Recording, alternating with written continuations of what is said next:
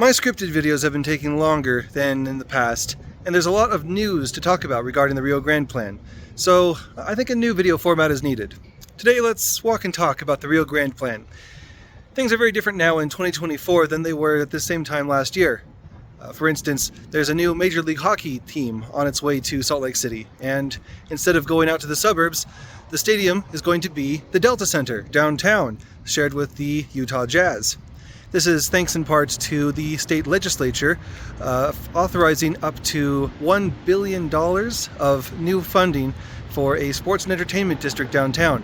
And those plans haven't been released yet or even finalized, but it's an exciting time, most especially because of comments from the state legislature.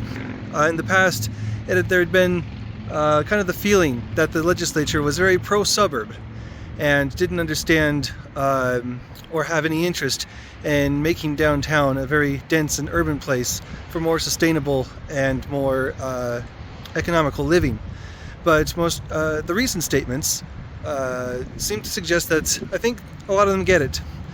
There's been statements about how if downtown is seen to prosper, that it's a reflection or a good reflection on the entire state, or perhaps conversely, that if downtown is seen as failing and losing business, that reflects very badly on the state. And so it's in the state's interest to make sure that downtown is successful and a vibrant place, a place where state representatives can take leaders of companies looking to relocate to Utah and say, this is what our state is all about. Come downtown, come work here, come set up shop in our state. And the main subject I want to talk about is how the Rio Grande plan is not just good for the capital city, which of course it is, but is also good for the entire state of Utah. We've been focusing the past several years on appealing to the citizens of Salt Lake City and also the government leaders. And of course, all the things that we've said are true. The Rio Grande plan does do a lot to heal the east-west divide in the city by eliminating a huge barrier that is caused by transportation. And of course, by creating more space for housing and development, there would be a lot more tax revenue to the city. There'd be new space for housing, new green space, and a lot of blighted area on the western half of downtown could be completely turned around. It's changed from the worst part of town to the best part of town with just one single project. A very large project, but still one project. And this is good for the capital city for the same reasons I talked about before, and that the capital city is a symbol for the rest of the state. But it's a bigger issue than just that. With all the money being spent downtown, the best way to make that accessible, make that investment downtown accessible to the vast majority of Utahns, is to build out a robust public transit network. A network that will allow everyone to go downtown easily and cheaply and reliably, no matter what the traffic conditions are, no matter what the weather is.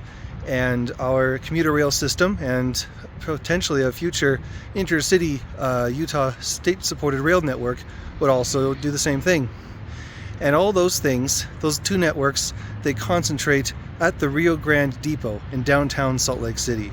That could be the new hub of this new transit line, which is a much better hub than what we have now, where it's on the very far edge of downtown, a place where people really don't want to go, where the station itself is seen as an inconvenience, a reason not to take transit, a time sink, a place to get through as quickly as possible, even though some transfers there take many dozens of minutes of waiting out there at the central station for your next bus or train to come.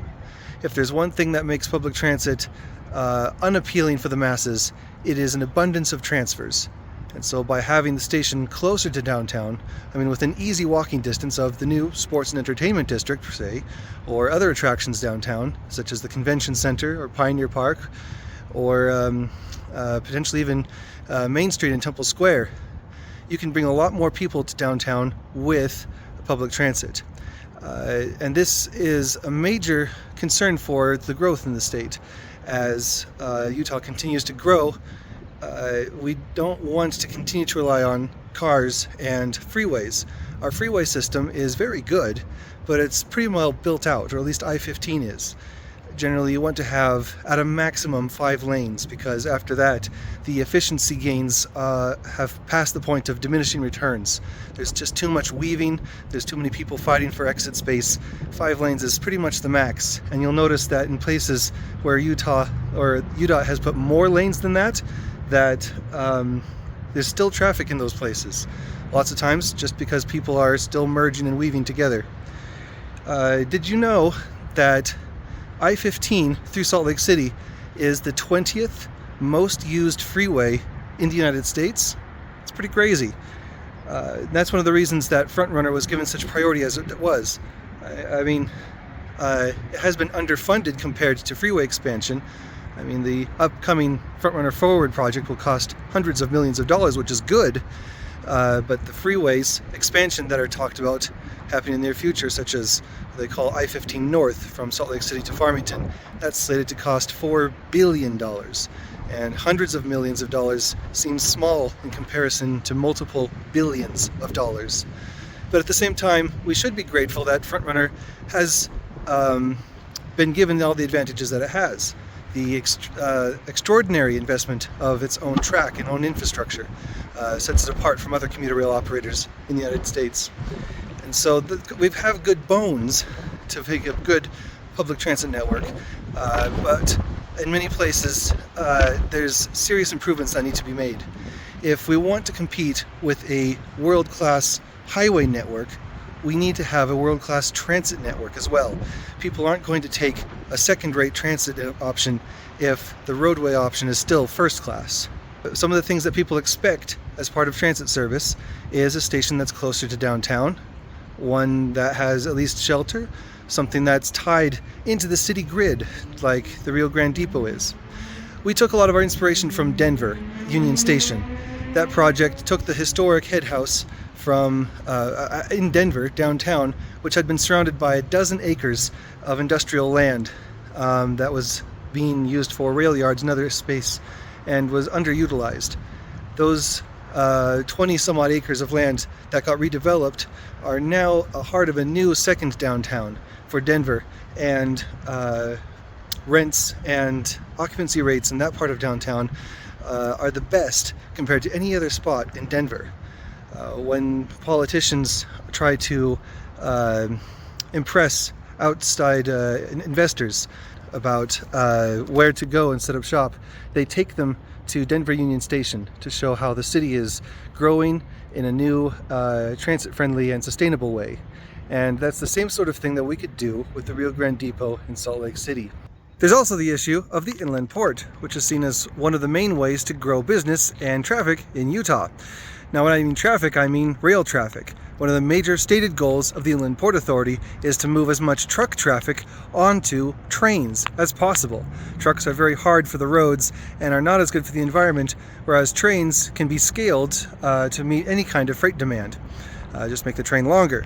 However, longer trains are not good for downtown, and there are legal limits to how long railroad crossings can be blocked. If blocked railroad crossings were to become a major issue, and if the inland port were forced to restrict the length or number of trains they were to run, that would also severely restrict the amount of business that the Inland Port Authority could bring to the state of Utah. Now, of course, the way to eliminate that problem of blocked railroad crossings is to eliminate the crossings themselves. Between the inland port and the rail yards, there are 8 railroad crossings, all of them extremely close to downtown, and all of them, or most of them, shared by UTA's Frontrunner as well. Those 8 crossings could be completely eliminated with the Rio Grande plan, and thus eliminating the whole concern of blocked crossings. At the moment, those 8 crossings are responsible for 500 activation events per day, which is gates come down and block the road 500 times a day right now. When UTA doubles their frequency before the end of this decade with the Frontrunner Forward program, that amount is expected to go up to 800 times a day. And if the Inland Port Authority succeeds in getting more traffic moved to trains, that number could get closer to even 1,000 times per day. That is too many times per day. At 500 times per day, we already have fatalities every single year. We have incidents between pedestrians, vehicles, and trains, which makes the train traffic and the commuter trains an unreliable service. Who would rent an apartment or buy a house near a transit station as an alternative to a car if the public transit service is not reliable and it's blocked every time that there's an incident between a pedestrian and a train? That's not a sustainable way to live your life, and that's not a sustainable way to run a railroad. Now, the city has been interested to the point where they have funded a feasibility study done by Kimley Horn, and this found that the Rio Grande plan, as it was envisioned by the citizens who pitched it, myself included, it is entirely feasible and would bring about the benefits that we've discussed and promised. That railroad crossings could be closed, safety would be gained, a historic icon could be restored to the city, and that the east-west divisions of multiple freight trains a day could be eliminated. Now, there's other alternatives to dealing with freight trains, such as the new pedestrian bridge at 300 North, and that's a good alternative. That's a good way to get people, or give people, a way to get over the trains that are sometimes stopped there.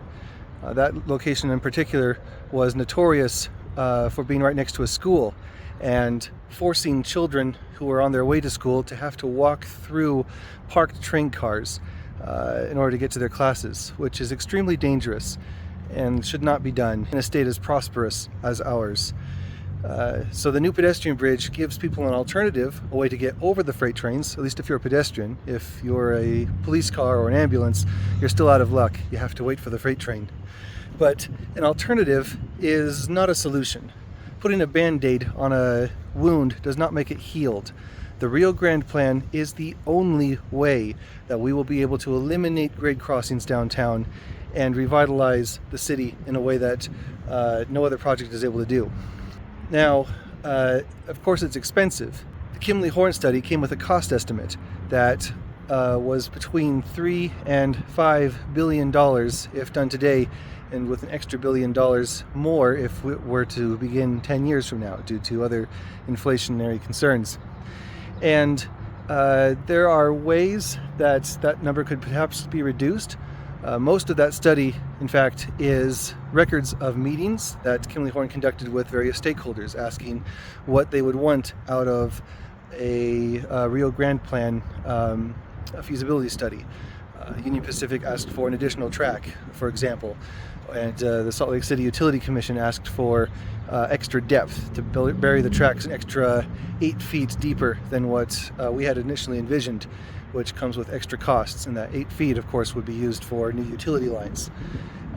There's room for some compromise there and some extra discussion to happen where the cost could potentially be adjusted again. But aside from that, the Kimley Horn study also found that property values near or immediately adjacent to the Rio Grande plan impact area would raise from the current cost of $17 million, that's what they cost now, to a cost of $1.9 billion. That's a dramatic increase in property values. $17 million to $1.9 billion. And all that represents a new source of tax revenue that would go to the county and the state. The Rio Grande plan will pay for itself. It's just a matter of how long that will take. Now, one of the major criticisms I've heard of the Rio Grande plan in regards to the cost is that there are other transit projects that are more pressing and deserve that money more than an improvement to Salt Lake City. And I agree that there are many transit projects that are necessary to build in Utah. We should have all kinds of funding for multiple projects. But at this point in time, saying that money should be spent elsewhere is a little naive on how funding is done. The Biden administration is famous for the infrastructure bill, the $1 trillion infrastructure bill that was passed 2 years ago that provided literally $1 trillion of funding for new infrastructure programs. And a lot of that is reconstruction of transportation projects that are worn out and have in the past caused divisions by their presence. Their funding is allocated in different silos based on what the project is good for. And there are still hundreds of billions of dollars that have not been allocated yet, but could be awarded as grant funding for projects that seek to reconnect communities by building improved transit infrastructure. And I cannot think of a single project that meets that criteria better than the Rio Grande plan. What I mean to say by this is that there is more available funding now than there has been ever before. It's there for the taking if we choose to pursue the Rio Grande plan. Now, how do we pursue the Rio Grande plan? It starts with the state legislature. In just the same way that the state very quickly, almost frighteningly quickly, created this new funding source for the sports and entertainment district downtown, they could very easily set aside a little bit of funding for studying the Rio Grande plan. We have, fortunately, been able to speak and meet with more state legislators now in recent weeks than we ever have before, and there seems to be some excitement. What I want to ask you to do today is, if you have not yet written to your state legislators, please do so. Now is the time when they need to hear from you. Now, more than ever, is the time when your state legislatures need to hear specifically from you and hear your personal support for the Rio Grande plan. Go to our website at riograndePlansaltlakecity.org to find some templates for letters you can use to send to your state legislators, or come visit us at our coffee hour, where we'll have postcards and other letters that you can use and addresses to send them to. Whether you live in Salt Lake City, or even better if you don't, you need to send your support in today. Because, again, this is not an issue that's just for the capital city. This is a statewide issue. We all live together along the Wasatch Corridor, this area between the mountains and the lake. We can continue to build, as we have, more freeways, which would pave over this area, which would deteriorate the quality of our air and make life a little less pleasant every time that a new lane is opened. Or we can work together to build an efficient public transit network that people want to take, that people can take pride in, one that stops at an icon of Salt Lake City and of Utah, the historic Rio Grande Depot. More than connecting people to downtown, the Rio Grande plan is about connecting people together, communities together, whether it's the east and west side of Salt Lake City or the far-flung suburbs, north and south. They all get connected together via Rio Grande. So please, send your support in today. I'm Christian Lenhart. Thanks for watching.